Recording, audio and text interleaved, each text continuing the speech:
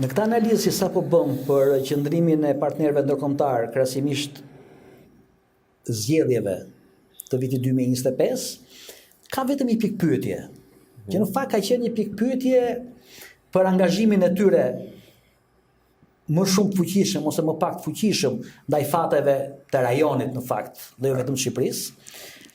Ajo që luhet gjithmonë me stabilitetin, me qëndrueshmërinë. Pra, ndodhin problematika të mëdha ndërkombëtare dhe vendimarrja politike në pushtet në shtete si Shqipëria dhe jo vetëm si Shqipëria, tundin një kartë kërcënimi të vazhdueshme ndaj partnerëve ndërkombëtar, me faktin që që sa na ishni ne, shtetet, përfshi Shqipërinë në këtë rast, kalojnë në kaos. Dhe unë kështu e lexoj në fakt edhe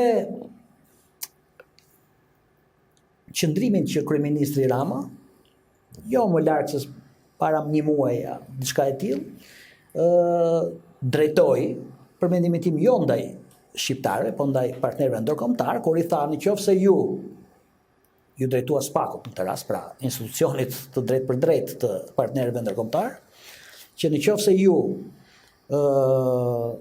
nxirrni që vlla im është i përfshirë në aktivitetet kriminale, unë jam dorëheqje. Pra, a mund të luhet edhe kësaj radhe karta e destabilizimit vendit? Të mos e mohojmë faktin që politikanët shqiptar dritë shkurtër, siç edhe kanë treguar që janë, zaten një njeri i babzitur me pushtetin që nuk ka sensin e masës, të çon tek dritë shkurtësia, e kanë përdorur në thonjza, po themi, kartën e kërcënimit me kaosin, që mund të krijohet nëse ata cënohen, po themi, tek pozicioni i tyre që kanë mbajtur deri në këto. Kujtoj këtu në 2013-ën, nëse edhe njerëzit duhet kujtohet, kur ishte Sali Berisha.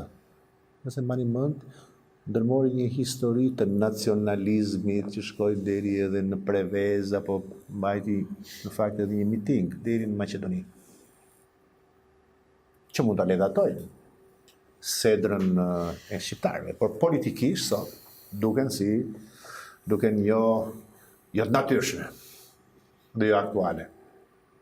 Nuk kam asnjë dyshim që edhe Rama në mendjen e tij fshet mban edhe ai një instrument apo një dorë të kërcënimit nëse gjendet në një kurs përplasje me ndërkombëtarët. Mendoj që e kanë menduar, ndoshta edhe mund të funksiononte deri para ca kohësh, pra mund të krijonte një lloj përshtypje edhe tek ndërkombëtarët. Parë dhe për përgjegjësiria e politikanëve të këtij rajoni, me thënë drejtën, vetëm Shqipëria. Mirë, dhe sot kam një bindje tjetër,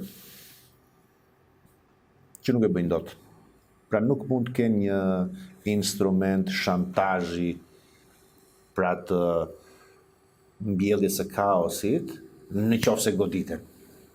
Dhe këtu kthehemi përsëri te SPAK. Imagjinoni dy skena, skenën A dhe skenën B. Skenën A ku ishin vetëm politikanët shqiptarë dhe ndërkombëtarët, të cilët mund të futeshin ndoshta edhe vrazhd, siç ka ndodhur përpara. Dhe ndonjë rebel nga këta politikanët shqiptarë të pushtetit zakonisht thoshin jo, ju godisni mua, po unë e bëj këtë vend e kthej në gërmadh, ndez njerëzit. Kjo dhe mund të kishte doza vërtetësie. Imagjinoni situatën B, ku përsëri këta politikanë të kenë dhe një instrument tjetër apo një komponent tjetër që është SPAK. Nuk ndodh, s'ka se si të ndodh në mënyrë racionale që një politikan, sidomos nga ata politikanët që kemi ne, të mund të kërcënojnë dikë me kaos nëse ju ndërpritet papritur e papandehur pozicionit të qerit në pushtet. Sepse publiku shqiptar nuk do ta konsideronte si të padrejtë, si të pandershme, një ndërhyrje ligjore që do të bënte SPAK. Kaosi nëse krijohet vetëm kur publiku kupton, percepton që është bërë një padrejtësi. Pra, tifozët e krahut politik që është në pushtet, nëse ata do të perceptojnë që përfaqësuesve të tyre, kryeministrit, i është bërë një padrejtësi, ata mund të dalin, të rebelohen, të protestojnë, po të doni ju. Ama në situatën kur të shohin që një kryeministër, pushteti, goditet me instrumenta ligjor, me institucion ligjor, siç është SPAK-u, nuk do të krijonte kurrësi një atmosferë të ngarkuar tek njerëzit. Përkundrazi, në bindjen time, do të ishte një lloj ndjesie çlirimi, sepse do të perceptohej si një lëvizje që do të ndosë drejtësi. Pse kam këtë, pse arrin në këtë konkluzion? Jo thjesht analizë, por kam provë. E duhet ta them edhe këtë. Në miniaturë, ajo ngjarje për cilën po flasim tani, ose ai fenomen për cilën po flasim, na ndodhi para 2 muajsh me kryetarin e bashkisë, Tiranë. Njeri i fuqishëm, i pari Tiranës. Gjithë e dim se sa interesa financiare, ekonomik ka lëvizur. Dim madje edhe faktin tjetër që legjenda urbane është shpërndarë në Tiranë, dhe jo vetëm në Tiranë, që do të bjen në rrjetën e drejtësisë sot, po jo sot, po pas një jave, po jo pas një jave, pas 2 muaj, zgjatet ca kohë, me thënë të drejtën. Dhe kur asnjëri nuk e priste, ndodhi.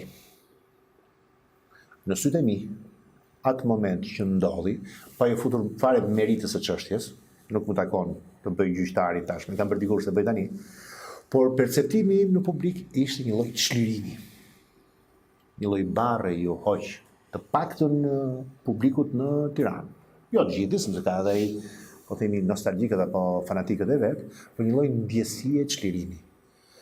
E pra, ky ishte testi i parë general edhe për atë se çfarë mund dhe do të ndodhi në bindjen time që kur të vi rradha e këtij pushteti që është sot, askush nga politikanët, qoftë kryeministri, nuk do të ketë as mundësinë më të vogël për të kërcënuar dikë me një lloj presioni të kaosit që mund të krijojë, pra përdorimi të masave, përdorimi të publikut.